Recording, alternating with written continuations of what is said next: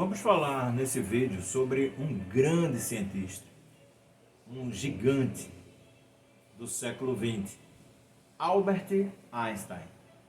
Mais ainda, vamos falar sobre dois gigantes. O outro é o filósofo brasileiro Huberto Rodan. O professor Huberto Rodan estudou fora do Brasil uma época e em 1945 e 1946 estudou na Universidade de Princeton, Estados Unidos. E daí foi onde ele encontrou o grande gênio, Albert Einstein. Mais adiante, o professor, que já é falecido, lançou esse livro aqui, ó. Einstein, o Enigma do Universo. É bem interessante, é texto integral, a editora Martin Claret. O professor narra alguns episódios. Fala o seguinte: Einstein, o talento gênio. O Einstein que eu conheci era uma síntese feliz entre talento analítico e gênio intuitivo. A sua intuição cósmica baseava-se, porém, em uma larga análise intelectual, como aliás indica a sua conhecida expressão: eu penso 99 vezes e nada descubro. Deixo de pensar, mergulha um grande silêncio e a verdade me é revelada. Thomas Edison, o grande inventor norte-americano, diz coisa análoga de si mesmo: eu necessito de 90% de transpiração para ter 10% de inspiração. Por transpiração, perspiration, entende Edison esforço intelectual analítico. O talento opera na zona do ego consciente, do aquém. O gênio é invadido pelo cosmo consciente do além. Há gênios cosmo-inspirados sem terem necessidade do esforço do talento ego-consciente. Geralmente, porém, a vertical da intuição ou inspiração supõe um largo pedestal de análise intelectual.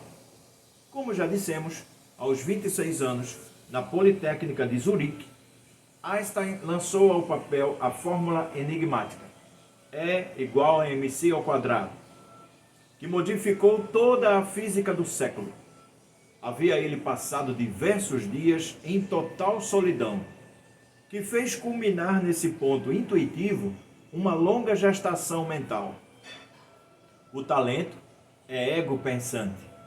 O gênio é cosmo pensado. Os grandes cientistas, os artistas, os poetas, os músicos geniais, bem como os grandes místicos, recebem do além o que foi preludiado no aquém. O talento, quando é unilateralmente intelectual, não abre os canais para a invasão da alma do universo, ao passo que o talento gênio constrói condutores iônicos ou condutores idôneos para o influxo das águas da fonte cósmica. Por isto, todo verdadeiro gênio é humilde, não por virtuosidade moral, mas pelo impulso da própria realidade. Sabe que não é ele a fonte plena, senão apenas um canal vazio da plenitude cósmica. É bem interessante, já ouvimos isso de vários pensadores. Chico Xavier, por exemplo, dizia isso, né? Através da sua humildade, porque quando ele realizava suas viagens astrais, ele percebia o quanto nós somos pequenos e quanto que o universo é fantástico. É somente observar os bilhões de astros, estrelas, sóis, somente a nossa Via Láctea. E quando você expande para outras galáxias, basta falar da infinitude do universo. O que é o infinito? Poucas vezes nós paramos para pensar, não é nem chegar a uma análise mais profunda, é pensar o que é o infinito, né? E às vezes nós nos sentimos tão grandes, tão gigantes. O gênio Sente-se como que envergonhado de ter dado à luz apenas aquilo. Está com vontade de pedir desculpas ao público por ter dado à luz apenas aquele pouco. Quem se orgulha e se envaidece da sua prole mental ou espiritual, não é um gênio, pode ser apenas um talento. Entre a longa gestação mental e a parturição da prole, há quase sempre um hiato, maior ou menor, de silêncio e solidão. O gênio, em estado adiantado de gestação, sente a necessidade de se isolar em solidão e silêncio, esquecendo-se de todas as convenções sociais, porque ele mergulha no mais além. Ele percebe que existe algo mais do que as nossas futilidades terrenas. Einstein foi o homem mais silencioso e solitário que eu conheci na minha vida. O maior favor que alguém lhe podia fazer era não falar com ele, sobretudo quando a fala girava em torno de assuntos não relacionados com a sua prole em gestação. Porque o seu intelecto estava ocupado.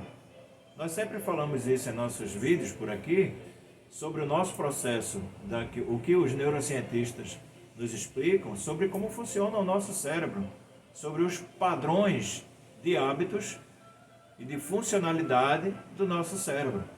Então, quando você se habitua a coisas que vão mais além do que o nosso dia a dia, do que a realidade que a gente percebe, é até um ponto a se discutir, né? O que é a realidade, mas a realidade como cada um percebe, e esse alguém vai mais além, para ele passa a se tornar muito mais interessante aquilo que vai além do que aquilo que está aquém.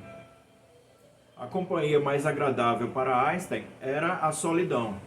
E essa solidão era para ele uma maravilhosa companhia cósmica.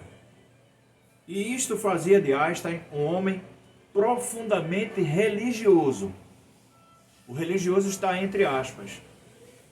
Mas ele insiste em frisar que por religiosidade ele entende unicamente esse sagrado assombro em face do infinito, mais adivinhado do que compreendido. Para certos teólogos, era Einstein um ateu. Quando um desses teólogos espalhou pela imprensa que Einstein era ateu, um rabino da sinagoga de Nova York pediu que ele respondesse a esse boato. Ao que Einstein respondeu por telegrama o seguinte, abre aspas, eu aceito o mesmo Deus que o nosso grande Spinoza chama a alma do universo. Não creio em um Deus que se preocupe com as nossas necessidades pessoais. Fecha aspas. Uma afirmação como essa retira de imediato qualquer colocação que alguém que pensa estreito, pequeno, limitado, possa ter lhe colocado. Retirou na hora e de forma gigante e sem agressões. Graças a essa experiência do Deus cósmico, era Einstein um homem profundamente feliz, silenciosamente feliz. E quando alguém é feliz em si mesmo, então ele é espontaneamente bom para os seus semelhantes e amigo de todas as criaturas. Muitos homens são maus unicamente por serem interiormente infelizes. A profunda vertical da experiência mística transborda sempre na vasta horizontal da vivência ética. A consciência da paternidade única de Deus produz a ética da fraternidade universal dos homens. Tendo sido perguntado repetidas vezes se a ciência leva a Deus, respondo que a ciência pode ser uma seta no caminho que aponta para Deus. Mas, segundo as palavras do próprio Einstein, do mundo dos fatos não há nenhum caminho que conduz para o mundo dos valores, porque estes vêm de outra região. Olha que profundidade. Do mundo dos fatos, do mundo de nossa realidade, não há nenhum caminho para o mundo dos valores, porque estes vêm de outra região. Está muito distante de nós. podem até existir indicativos de caminhos.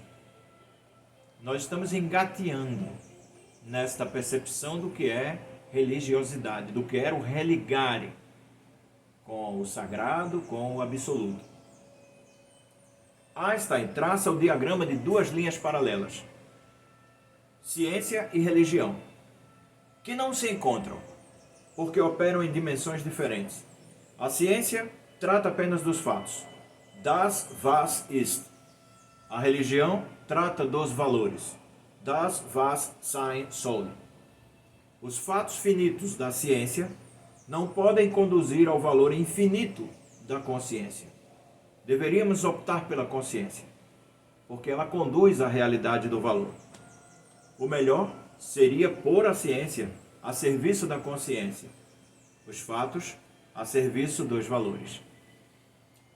Esta reta final do capítulo Einstein, o talento gênio, do livro Einstein, o Enigma do Universo, do professor Berto Rodan, ele nos leva a trazer a questão da confluência dualista, da nossa pesquisa, em que vamos buscar um embasamento científico nas neurociências e também na filosofia das ciências com o filósofo Gaston Bachelard, o francês Gaston Bachelard, que teve um trabalho profundo no século passado, mais precisamente nos anos 30, 40 e 50, do século 20, em que ele vai buscar também esta confluência, esse diálogo da filosofia com a ciência.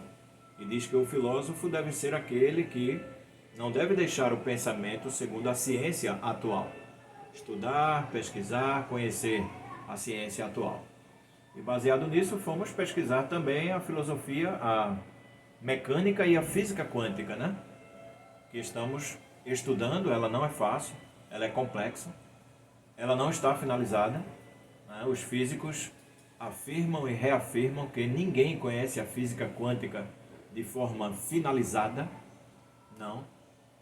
Existem fenômenos que são totalmente estranhos à física clássica. E Einstein é um desses grandes pensadores que vão nos trazer os valores da física quântica. Muito obrigado pela sua presença aqui com a gente. Curta, compartilhe, comente. Diga aí o que é que você gostaria que nós comentássemos aqui no nosso canal. Não esqueça de ativar as notificações para receber os novos vídeos. Um grande abraço e até a próxima!